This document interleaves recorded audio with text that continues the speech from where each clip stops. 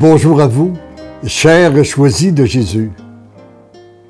C'est avec une très grande joie que je vous partage le message 103 du deuxième volume qui a été inspiré par nul autre que Maman Marie, notre bonne mère du ciel, et pour qu'elle continue à ouvrir les cœurs, disons ensemble le Magnificat. Mon âme exalte le Seigneur, exulte mon esprit en Dieu, mon Créateur. Il s'est penché sur son humble servante. Désormais, tous les âges me diront bienheureuse. Le puissant fit pour moi des merveilles. Saint est son nom. Son amour s'étend d'âge en âge sur ceux qui le craignent. Déployant la force de son bras, il disperse les superbes.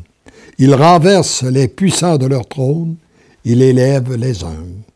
Il comble de bien les affamés, renvoie les riches les mains vides. Il relève Israël, son serviteur.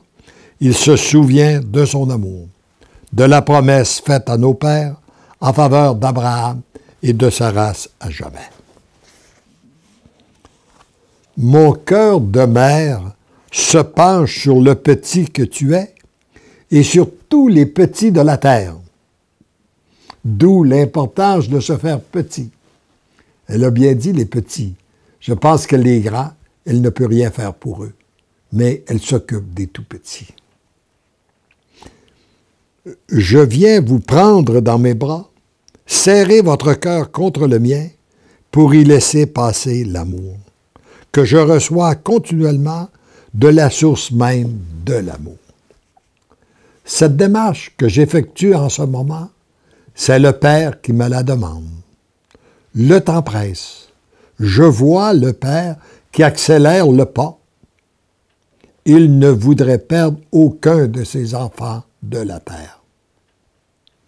Le travail est immense. Beaucoup sont en voie de perdition. Le grand mouvement de la transformation des cœurs présentement en cours a commencé à l'intérieur d'un bien petit reste. Le nombre était très petit, ceux et celles qui acceptaient de donner leur oui total, inconditionnel et irrévocable étaient très rares.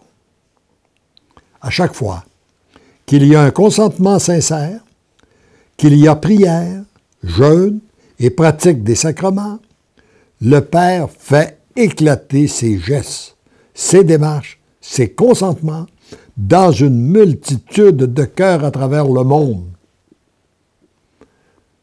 C'est tellement important, ce message-là, d'en prendre conscience, que je le répète. À chaque fois qu'il y a un consentement sincère, qu'il y a prière, jeûne et pratique des sacrements, le Père fait éclater ses gestes, ses démarches et ses consentements dans une multitude de cœurs à travers le monde. C'est ce qui fait que le groupe grandit à vue d'œil. C'est présentement une très grande joie dans le ciel de voir la vitesse avec laquelle se propagent ces consentements. Vous êtes témoin de la rapidité avec laquelle se propage le volume pour le bonheur des miens et choisis Jésus. Voyez-vous, nous étions à ce moment-là, le 22 janvier 2000. Et c'était tout simplement le premier volume qui était en circulation. Depuis ce temps-là, il y a 3 volumes. Il continue à se propager continuellement. Et ces messages sont aussi propagés par Internet.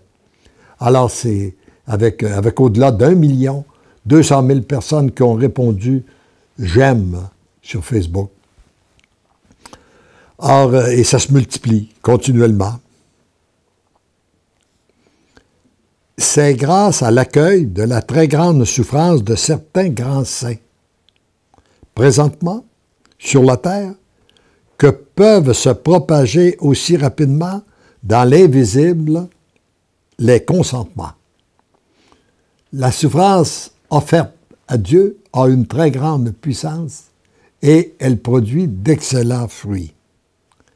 devenez des cœurs de prière, d'action de grâce, de louange, pour accompagner ces âmes souffrantes qui ont à leur tête nul autre que le pape Jean-Paul II. Et sans aucun doute que les mêmes souffrances aussi sont là pour notre pape François actuel, pour Benoît XVI. Si vous saviez comme sa souffrance est grande en ce moment, s'il vous était permis de voir la multitude de cœurs qui reçoivent des grâces en abondance à partir de leur souffrance, vous seriez complètement ébahi de constater le gigantesque mouvement en cours. Viens te reposer sur le cœur de ta maman pour qu'ensemble, nous rendions grâce au Père de cette grande activité de son esprit qui prépare pour très bientôt le grand retour, la grande venue de mon Fils Jésus. Vous savez, notre foi, elle est basée sur un Christ ressuscité, et ce Christ ressuscité nous a promis son grand retour, et nous en sommes sûrement très près.